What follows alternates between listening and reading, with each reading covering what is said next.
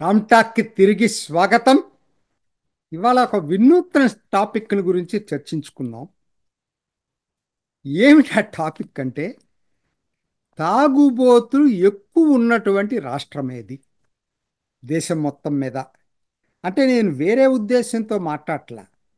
తాగుబోతులు అంటే మద్యం సేవించే వాళ్ళు అనుకోండి. తెలంగాణ దేనికి ఫేమస్ అంటే పర్ క్యాపిటా ఇన్కమ్ దేశంలో గోవా లాంటివి పక్కన పెట్టేసేస్తే పర్ క్యాపిటా ఇన్కమ్ బాగుందనేది ఒకటి పర్ఫార్మెన్స్ వైజ్ మంచి పేరు వచ్చింది. దాంతోపాటు ఇదేం పేరు నాకు అర్థం కాదు. ఆల్కహాల్ సేవించే రాష్ట్రాల్లో అన్నిటికన్నా ఎక్కువ శాతం మంది ఆల్కహాల్ సేవించే రాష్ట్రం ఏదన్నా ఉందంటే దేశంలో టాప్ నంబర్ వన్ తెలంగాణ. ఎందుకని దీని గురించి నేను చెప్పాల్సి వస్తుందంటే నేను ఒక్కసారి చూద్దాం అసలు ఎవరు ఎక్కడ ఏ రాష్ట్రంలో ఎలా ఉన్నారు పరిణామంలో కాదు శాతంలో చూసుకునేటట్టయితే ఒకసారి చూస్తే తెలంగాణ 54% అట. అంటే 54% అంటే సగానికి పైగా తాగేవాళ్ళు. నేను నెగటివ్ దీంట్లో మాట్లాడట్లేదు, సామాజిక అంశమా కాదనేది నేను ముందు ముందు మీకు చెప్తాను. ఎందుకనంటే డబ్బులున్న వాళ్ళు ఏం తీసుకున్న దాని గురించి ఎవరికి పట్టలేదు. కానీ సామాజిక అంశం పేదవాళ్ళు తాగినప్పుడే సామాజిక అంశం అవుతా ఉంది. ఎందుకంటే వాళ్ళకు ఉన్నటువంటి ఆదాయం మొత్తం దీని కింద ఖర్చు అయిపోతా ఉంది. తర్వాత ఇంట్లో భార్యలను సరిగ్గా చూడకపోవటం, కుటుంబాన్ని, ఇవన్నీ వస్తున్నాయి. రెండోది ఛత్తీస్గఢ్ 53 అట. తమిళనాడు 47, ఇంకొక పెద్ద రాష్ట్రం. గోవా 45, చిన్న రాష్ట్రం. హిమాచల్ ప్రదేశ్ 40, జార్ఖండ్ 40, ఒడిస్సా 39, కేరళ 37, ఆంధ్రప్రదేశ్ 35, ఉత్తరాఖండ్ 35, పంజాబ్ 34. అంటే ఇవన్నీ చూసుకోండి. కింద లాస్ట్లో ఏమున్నాయంటే గుజరాత్, జమ్మూ కాశ్మీర్ 11, 11 ఉన్నాయి. నేను ఇందుట్లో ఈశాన్య భారత రాష్ట్రాలని, కేంద్రపాలిత ప్రాంతాలని పక్కన పెట్టాను.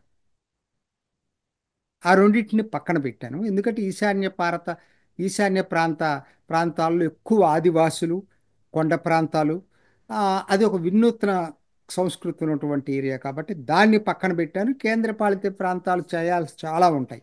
మెయిన్ల్యాండ్లో ఉన్న రాష్ట్రాలు ఇందులో తెలంగాణ 54%. దీన్ని మనం సీరియస్గా తీసుకోవాలా లేదా అనొచ్చు. మీరు ఏంటి ఇవాళ ఎవరిష్టం వాళ్ళది అనొచ్చు. ఎందుకు కాదో చెప్తాను. ఎందుకంటే ఇప్పుడు ఇంతకుముందు చెప్పాను నేను, పేదవాళ్ళల్లో ఇది ఒక పెద్ద సామాజిక సమస్య. మరి ఈ చాలామంది వామపక్ష ఆటపాటకి తెలంగాణ ఫేమస్ కదా. మరి వీళ్ళు ఎంతసేపటికి ఆ ఏంది రాజ్యహింస వీటి మీదే చేస్తుంటారు. ఎందుకంటే సిద్ధాంతానికి ప్రభావితం అయ్యారు. ఎంఎల్ సిద్ధాంతానికి, మావోయిస్టు సిద్ధాంతానికి ప్రభావితం అయ్యారు. కానీ సామాజిక బాధ్యత మీద కూడా వాళ్ళు చెయ్యాలి కదా. అదే దాని నుంచి దీనికి మళ్ళించి వాళ్ళు ఈ మద్యం సేవించటం ఏ విధంగా పేదల్లో సామాజిక సమస్యగా మారిపోయిందో దాని మీద ఆటాపాట ఎందుకు చెయ్యరు నాకు అర్థం కావట్లేదు ఇప్పటికి కూడా. ఎందుకంటే వచ్చే అరకొర ఆదాయాన్ని సారాయి కళ్ళుతోటి పేదల జీవితాలతో ఆడుకుంటున్నారు. ఇది నేను స్వయంగా చూశానండి, ఇప్పుడు కాదు, ఎప్పుడో 25-30 సంవత్సరాల క్రితం అనుకుంటా. ఒకసారి ఇబ్రహీంపట్నం నియోజకవర్గం, హైదరాబాద్ పక్కనే, దాంట్లో ఆకుల మైలారం అనేటువంటి గ్రామానికి ఒక ఎన్నికల పార్టీ తరఫున 2-3 రోజులు అక్కడ ఉన్నాను నేను. అప్పట్లో అసలు మీరు ఆకుల మైలారం పెద్ద ఊరే కానీ చాలా ఆశ్చర్యం. ఆ రోజు నాకు ఆకలేస్తే టిఫిన్ చేద్దాం అనుకుంటే ఊళ్ళో ఎవరిని అడిగినా కూడా దొరకదు, సాయంత్రమే దొరుకుతుందని చెప్పారు. సాయంత్రం ఎక్కడ దొరుకుతుందంటే ఆ కళ్ళు దుకాణం దగ్గర కళ్ళు తాగే వాళ్ళ కోసం అప్పుడు వేస్తారట. ఏ పకోడీలో లేకపోతే ఇంకోటో వేస్తారు. అక్కడికి వెళ్ళండి దొరుకుతుందన్నారు. అక్కడికి వెళ్ళాను. అక్కడికి వెళ్తే ఇంతమంది అందరండి పేద ప్రజలు మొత్తం పగలంతా కష్టపడి సాయంత్రం అక్కడ ఆ డబ్బులన్నీ అక్కడ ఇచ్చేసేస్తూ ఉన్నారు. ఆరోగ్యం దెబ్బతింటుంది. ఆదాయం పోతా ఉంది. ఇంట్లో భార్యాభర్తలు భార్యలు పిల్లల పరిస్థితి ఏంటో తెలియదు. సో ఇది మరి దీన్ని ఎందుకు మన వాళ్ళు టేకప్ చేయట్లేదో నాకు అర్థం కాలేదు. ఇప్పుడు వివరాల్లోకి చూద్దామండి. అసలు ఏమేంటని చూస్తే నాకు అనిపిస్తుంది ఏంటంటే తెలంగాణ 54, ఛత్తీస్గఢ్ 53. ఛత్తీస్గఢ్ని పక్కన పెడతాను ఎందుకంటారా, అది ఆదివాసీలు అధికంగా ఉన్న రాష్ట్రం. ఆదివాసీల్లో ఎప్పటి నుంచో ఈ సంస్కృతి ఉంది కాబట్టి అది ప్రత్యేకంగా డీల్ చేయాల్సినటువంటి అంశం. తెలంగాణ తర్వాత అత్యధికంగా ఆ, మద్యం సేవించే వాళ్ళు 47% తమిళనాడులో ఉన్నారు. ఆ తర్వాత Goa. Goa I can understand. Goa ఏంటంటే టూరిస్ట్ ప్లేసు, అసలు వాళ్ళ ఆదాయం మొత్తం టూరిజం మీదే వస్తుంది. సో అక్కడ న్యాచురల్గా ఏంటంటే ఆ టూరిజానికి ఆల్కహాల్కి లింక్ ఉంది. అయిన చిన్న రాష్ట్రం అది. హిమాచల్ ప్రదేశ్ కొండ ప్రాంతం, అతి శీతల ప్రాంతం, అక్కడ 40. జార్ఖండ్ ఇంకొక ఆదివాసీ రాష్ట్రం, ఇంకో ఆదివాసీ రాష్ట్రం. సో అది అది ఒడిస్సా ఇంకో ఆదివాసీ రాష్ట్రం. ఈ మూడు, ఛత్తీస్గఢ్, జార్ఖండ్, ఒడిస్సా మూడు కూడా ఆదివాసీలు అత్యధికంగా నివసించే ప్రాంతాలు. సహజంగా అక్కడ ఆల్కహాల్ పర్సంటేజ్ ఎక్కువ ఉంటుంది. ఆ తర్వాత కేరళ ఉంది 37, ఆంధ్రప్రదేశ్ 35, ఉత్తరాఖండ్ 35. అంటే నేను 30, 35 పక్కన పెట్టేద్దాం ముందు. ఆ పైన 40% పైన ఉన్న వాటిని గురించి ఆలోచిద్దాం.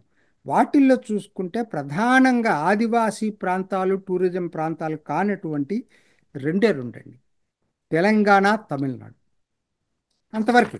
ఎందుకు తెలంగాణలో ఇంత ఎక్కువగా ఉందనేది నాకు తెలియదు.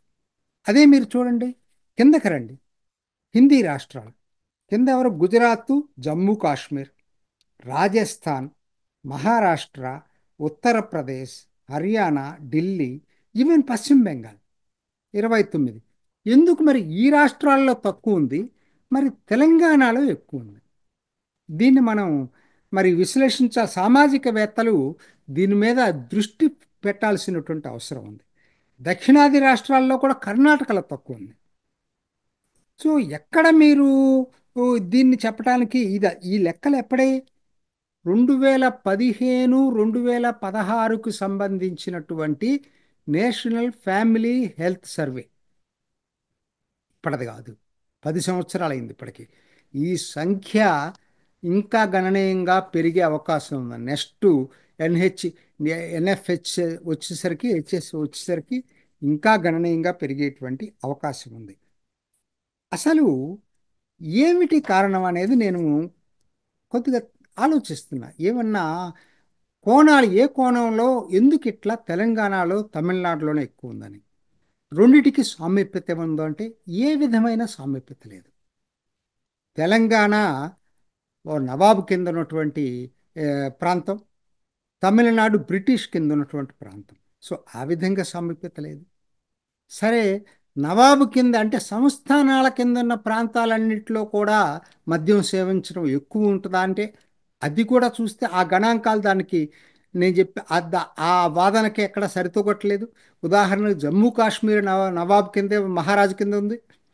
అట్లనే మైసూర్ మహారాజు కింద ఉంది. రాజస్థాన్ మొత్తం రాజుల కిందనే ఉంది. మరి అక్కడెక్కడా ఎక్కువగా లేనిది తెలంగాణలో ఎందుకుంది?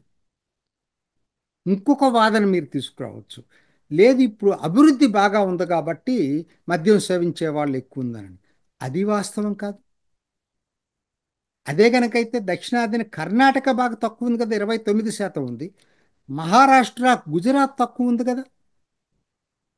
సో అభివృద్ధి నమూనానే గీట్రాయ్ అనుకోవటానికి ఆ నమూనా కూడా ఇక్కడ సరిపోవట్లేదు. కాబట్టి మీకు ఏ యాంగిల్లో కోణంలో చూసినా నాకైతే అందట్లేదు కారణం ఏంటనేది. ఒకవేళ నవాబు కానీ ఆ రోజు పాలక వర్గాలు దేశముఖులు, జాగీర్దారులు వీళ్ళు కావాలని చెప్పి జనాల్ని అలా బానిసలు చేశారా? తెలియదు. అది కరెక్ట్గా మనం, అది సామాజికవేత్తలు చెప్పాల్సినటువంటి అవసరం. అయితే ఒక్కటి మాత్రం చెప్పగలను, ఆ ఇది ఇవాళ ఏం చేస్తుంది ప్రభుత్వాలు, ఇవాళ ఆదాయం పెంచుకోవటం కోసం అని చెప్పి ఇంకా ఎక్కువ మందికి ఎక్కువ ప్రోత్సహిస్తూ ఉంది, విపరీతంగా ప్రోత్సహిస్తుంది. ఓకే, ఆదాయాన్ని గండికొట్టి సంపూర్ణ మద్యపాన నిషేధాన్ని పెట్టమని నేను అన్నాను. అది కరెక్ట్ కూడా కాదు, అది సాధ్యం కాదు, ప్రాక్టికల్గా సాధ్యం కాదు. కానీ మీరు దాన్ని ఒక లిమిటెడ్ అందుబాటులో ఉంచాలి తప్పితే విచ్చలవిడిగా టార్గెట్లు పెట్టి ఆదాయం కోసం అని చెప్పి ప్రజల దగ్గరకు పంపించడం అనేది ఏ విధంగా ఇది ప్రభుత్వ బాధ్యత? ప్రభుత్వం తన బాధ్యతను విస్మరించి సామాజిక బాధ్యతను విస్మరించి ప్రజల్ని చెడగొడుతుందనేది అనుకోవటానికి లేదా? ముఖ్యంగా పేద ప్రజలు అంటే దీని మీద మరి సామాజికవేత్తలు కానీ ఇటు మరి ఆటాపాట తోటి సమాజంలో చైతన్యాన్ని తీసుకొస్తున్నామని చెప్పేటువంటి వ్యక్తులు కానీ ఏ రోజైనా దీని మీద ఫోకస్ చేశారా? దృష్టి పెట్టారా? ఎందుకు పెట్టరు? ఇప్పటికైనా ఈ సమస్య దేశం మొత్తం మీదే అత్యధికంగా మద్యం సేవించే వాళ్ళు తెలంగాణలో ఉండటం వల్ల పేదల జీవితాల్లో ఎన్నో కోల్పోతున్నారు దాంతో. ఇప్పటికైనా సరే సామాజికవేత్తలు అట్లానే మిగతా సాంస్కృతిక బృందాలు దీని మీద దృష్టి సారించి ప్రజల్ని చైతన్యం చేయాల్సినటువంటి అవసరం ఎంతైనా ఉందనేది నాకైతే అనిపిస్తా ఉంది. ఇది నాటి రామ్ టాక్. ఇంకొక ఎపిసోడ్లో మళ్ళా కలుసుకుందాం. నమస్తే. చూసారు కదండి. మరి ఈ వీడియో కనుక మీకు నచ్చినట్లయితే ఒక లైక్ కొట్టేసి మీ అభిప్రాయాన్ని కూడా కామెంట్ బాక్స్లో తెలియజేస్తూ ఇలాంటి ఇంట్రెస్టింగ్ అప్డేట్స్ కోసం మా ఛానల్ని సబ్స్క్రైబ్ చేసుకోండి.